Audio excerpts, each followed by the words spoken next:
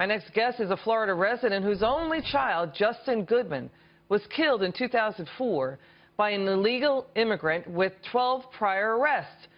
Carol Vizzi joins me now via phone. Carol, we are so sorry about your loss. It's an outrage and a disgrace. Can you please tell the viewer about what happened to your only son, Justin? Yes, thank you, Liz, for your condolences and for having me on today. But I'm not a resident of Florida. I am Colorado. But what happened to my son Justin was on July 1st of 2004.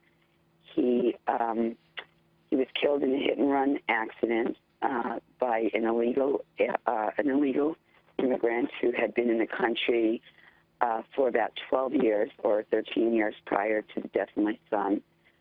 We learned throughout the investigation that he had been previously arrested on 12 different times prior to the death of my son, and 3 of those were for hit and runs, and he never suffered any consequences, never went to jail, was never deported. So that kind of encapsulates, you know, what happened to him. He was killed by a man who had no business being in this country and was continually set free into the streets to continue committing crimes and doing harm. Carol, this story is outrageous. So I just want to understand, so the illegal alien who killed your son, he was killed also by someone who was here illegally? No. Oh. No, I was saying that, no, he was not killed by somebody. He killed my son. The illegal alien killed my son, but he was here for 12 years prior to killing my son, and during that 12 years, he had 12 to 13 prior arrests to killing my son. What happened to him? Eventually, after about a 6-month investigation, he was arrested and indicted on 8 felony counts.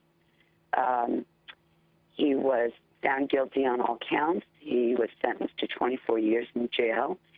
He did approximately 10 years, and we spent those 10 years going to court over and over again as he played every year, or a number of times each year, played a different get-out-of-jail-free card at the taxpayer's expense.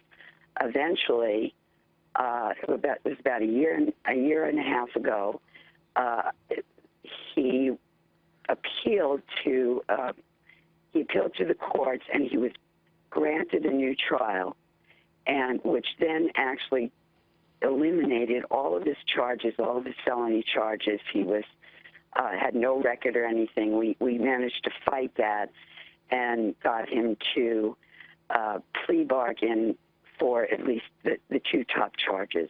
So is he still in prison, or is he out of prison? No, he got out, and I made sure that, you know, they always tell the story, the media always tells the story, or ICE reports or local officials report, well, you know, once they're let out after doing time, then ICE picks them up and they're deported. And in the real world, that's not really what happens. It's what's supposed to happen, but they can literally put them out on the street, and if ICE is not there to collect them at that time, excuse me, for them to go ahead and have their deportation hearing, then they can just disappear, never to be heard of again. Right. So I made sure that he was held in the county jail until I showed up for him, and then within a couple of months he had a deportation hearing, and he was sent back to Mexico, although I doubt very much that he's still there. I think he probably turned around and came right back. Well, we don't know. Well, we don't know for sure, right. But the interesting part about this situation is about a year and a half after he killed my son, as a family, we did a lot of investigation, and the rest of his family was indicted on 32 counts of loan fraud. And the man, Roberto Martinez Ruiz, who is the man who killed my son, was the signer as a home buyer on all those properties. So he's involved. All right. So it's a criminal enterprise. Carol, it's an outrage. It's a disgrace what happened to you and the loss of your son. We stand with you. We're really upset for you. We would love to have you back on to talk some more about your story. And we're so sorry we're out of time, but we're so sorry for your loss. Thank you so much for coming on the show. Okay. And you know what? Your story, Carol, it is a service to the country because when more people hear your story, they understand the issue. Thank you so much.